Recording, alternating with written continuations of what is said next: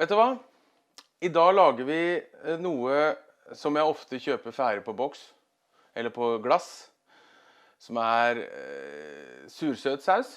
Så vi lager en kylling med sursøt saus og ris.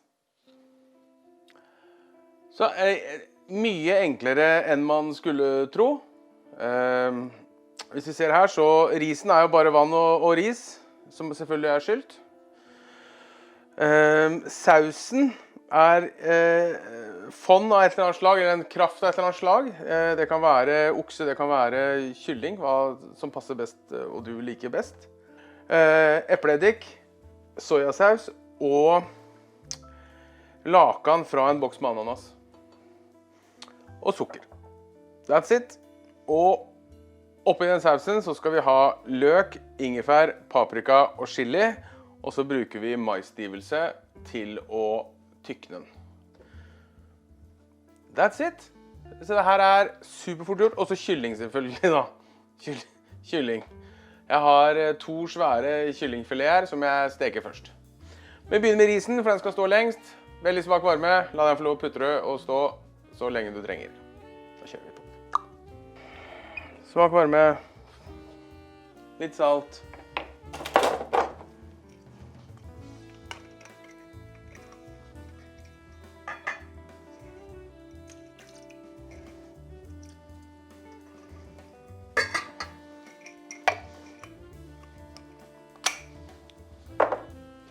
Sånn, tar jeg bare risen oppi der. Den selvfølgelig skylt, ikke sant? Det har vi lært nå.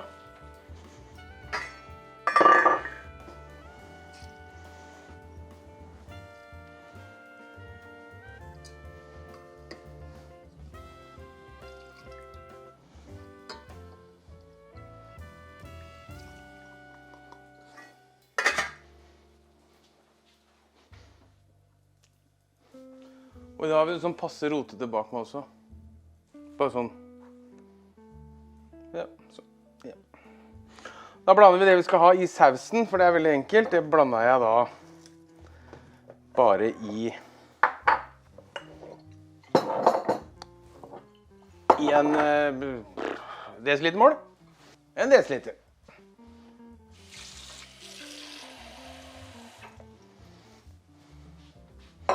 Sånn. Kjøttbuljong. Sånn. Og så må jeg ha spiseskjea mi, for nå skal jeg ha 2 spiseskjeer epleeddik, eplesidereddik. 1.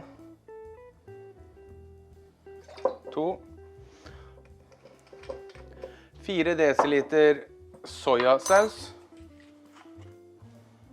Så litt på benken.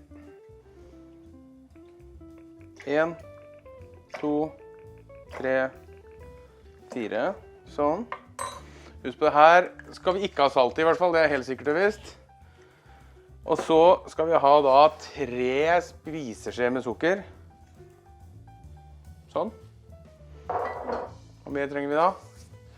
Da vel egentlig i mål der, tenker jeg. Og lakan fra ananasboksen.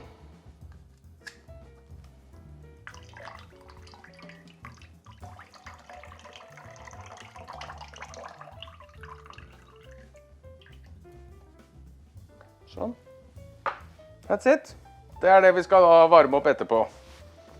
Det blir superbra. Røre litt inn da. Så det noe som heter at du... La meg smake på den bare. Jeg skal bare kjenne hvor salt den Å, jævla, det var godt. Yes, nydelig. Den her har jeg bare laget en gang før, og det her litt av stund siden jeg laget den, så det her blir spennende. Sånn, mens det her står nå, så står risen på det her. Skal jeg bare sjekke hvordan den ligger an. Den har ikke begynt å koke ennå. Men vi har svak varme der, for vi har ganske god tid.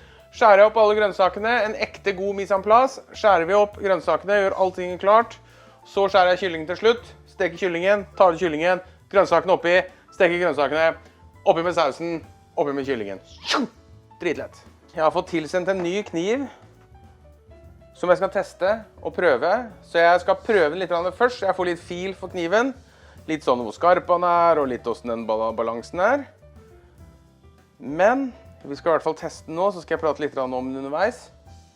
Ikke prøvd den, jeg har ikke hatt den ut av boksen, annet enn at jeg har hatt den ut av boksen. Jeg har kikket på den, og jeg har hatt den ut og vasket den, så den er ren. Men vi er i hvert fall her, så den skal vi prøve nå. Å Gud, jeg gleder meg. Den er tung og god, godt balansert. Det kjenner jeg med en gang. Gleder jeg meg til å bruke. Så da begynner vi med the green things. Og da begynner vi med paprika i ulike farger. Det her har vi sett før nå, når jeg skjærer paprika. Å, fy faen. Den jobbet fint, den. Vi skal ha 3 forskjellige paprikaer. Jeg skjærer rundt kanten først.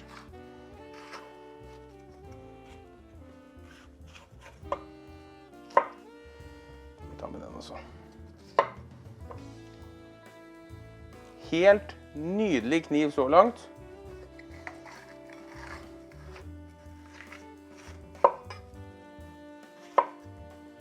Sånn. Det man ofte ser på, da skal jeg skjære paprikaen den veien jeg ikke skal skjære den. Det er alt jeg kan lære med en gang. Når du skal skjære paprika, så er det mye lettere å skjære den fra innsida og ut. På utsida så må den på en måte penetrere det skallet. Å, fy faen. Ja, det her er en nydelig kniv. Tung og fin.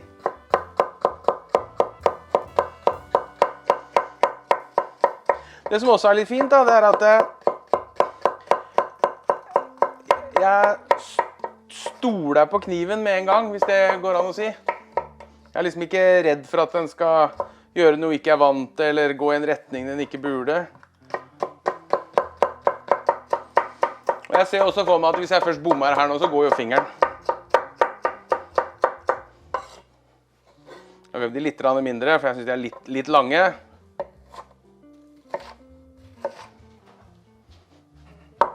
Ja.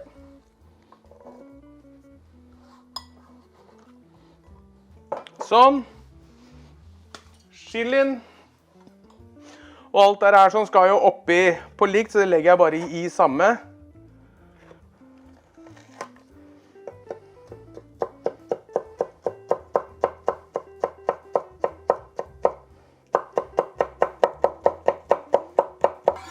Jeg tar med frøa, fordi da blir det litt varme.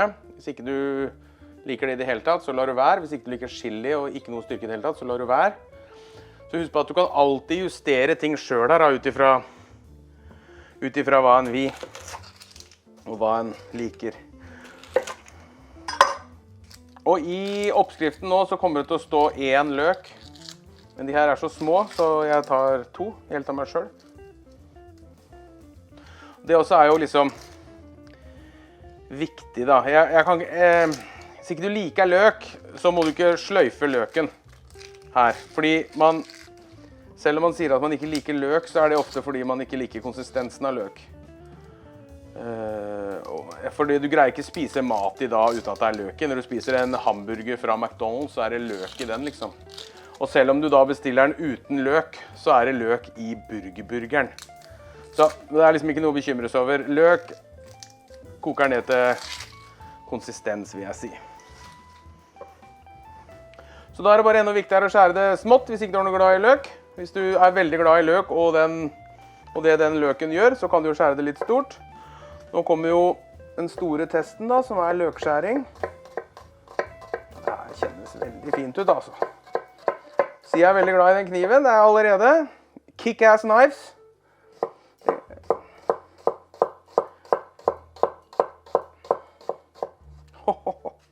Ja, den gikk smooth. Sånn. Supert. Oppi samme som paprika. Alt skal oppi på likt.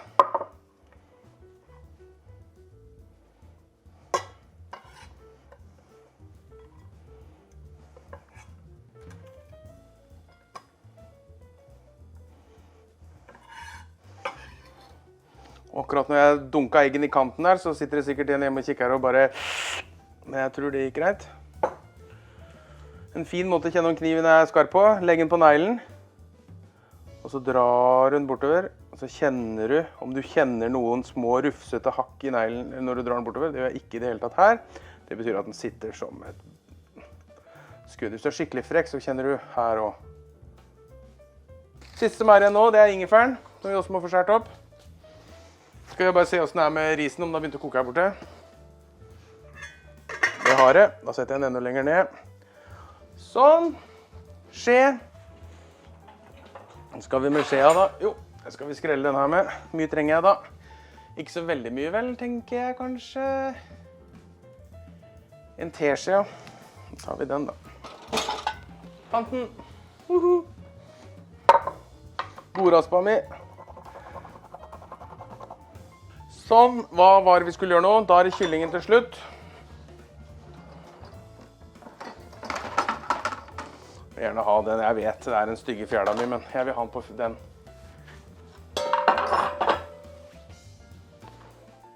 Så der. Skjærer vi den. Ned til spisestørrelser. Her kan du selvfølgelig gjøre ganske mye med kyllingen.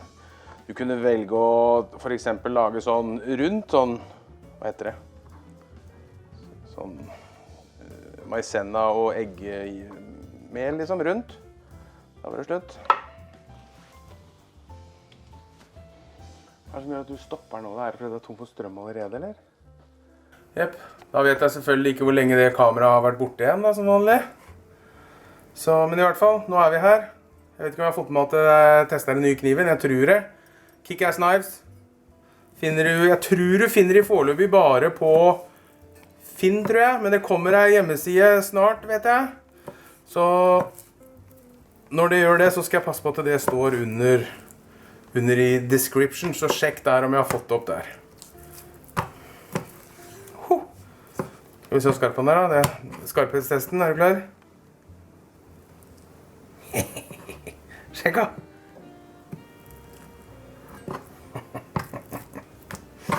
Ja, moro.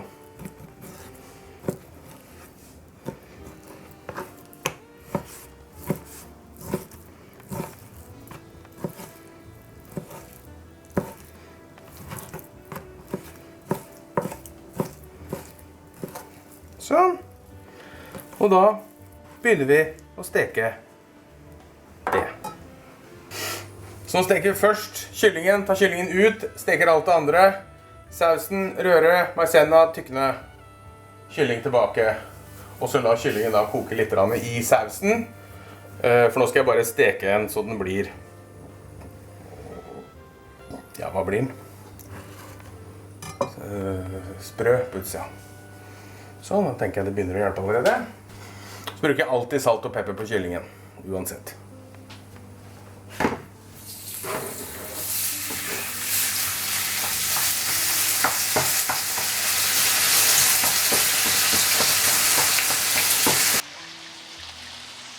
Da tør vi å snu den.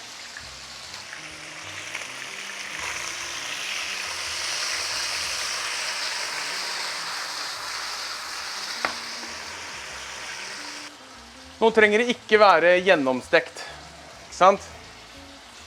Sånn, da flytter vi det bare ut.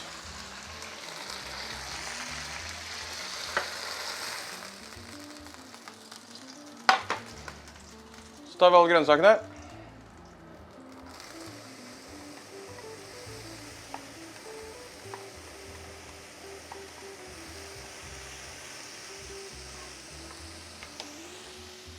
Jeg kan det kanskje diskuteres om jeg har valgt litt for liten stekepanne. Men vi prøver. Det går seg til. Vi bare rører og står i. Det ordner seg. Så tar vi også ingefæren oppi.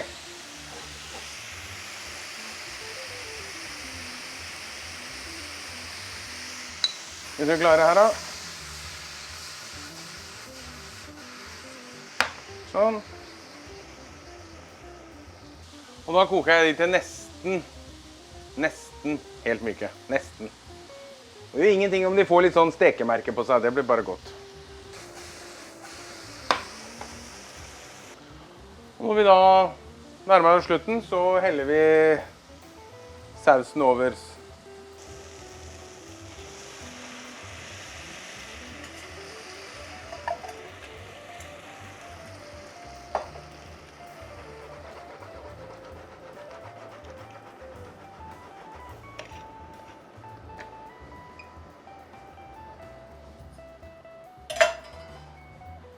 Så lar vi det få lov å koke litt. Tar vi maisennaen så vi får den tykkelsen vi vil ha. For å bruke maisennamel, så bruker vi maisenna utrørt i kaldt vann, helle i, så tykner det med en gang når det koker. Og da gjør jeg det veldig enkelt. Da tar jeg i utgangspunktet bare 1 spiseskje med maisennamel.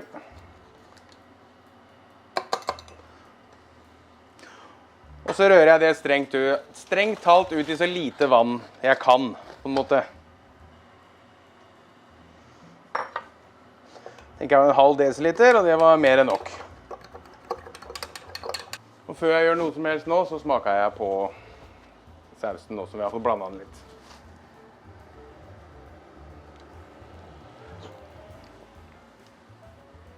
Og det er en sursøt. Oi! Ok, da skjønner jeg hvor vi skal. Det ble godt det. Jeg tror jeg har vært heldigere med enn sist gang jeg laget den. Hui! Skal jeg bare sjekke en paprika for å kjenne om vi er så vi ligger an der.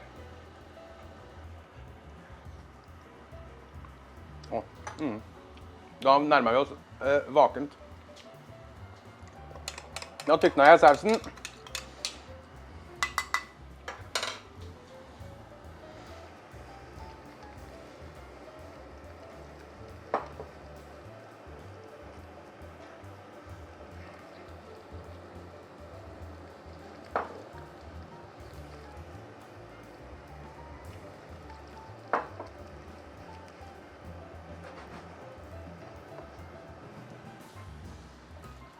Og så kliner vi kyllingen oppi.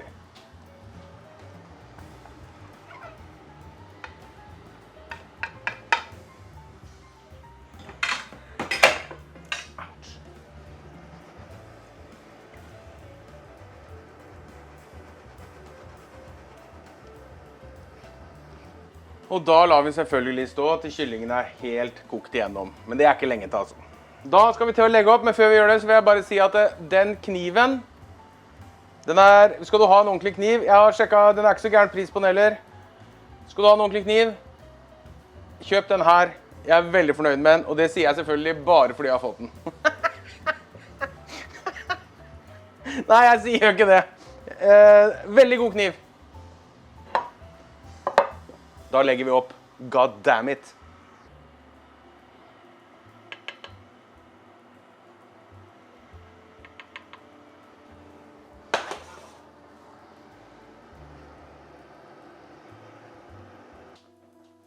Og nå har jeg tenkt på det, så nå vet jeg også... Ja, bare sjekk at vi er med her, ja.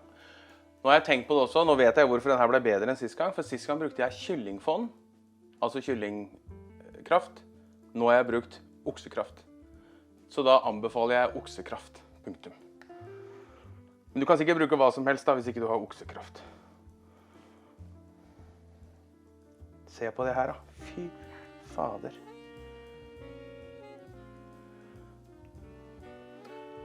Det er jo faen meg akkurat som i glasset.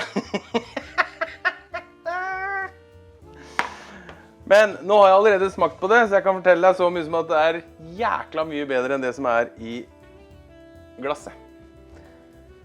Herlig. Den her får jeg ikke tippet på. Supert. Der, kanskje. Sånn. Og det renner av. Da ses vi. Prøv det her da. Kom igjen. Den ble deilig da. Ta vi en til.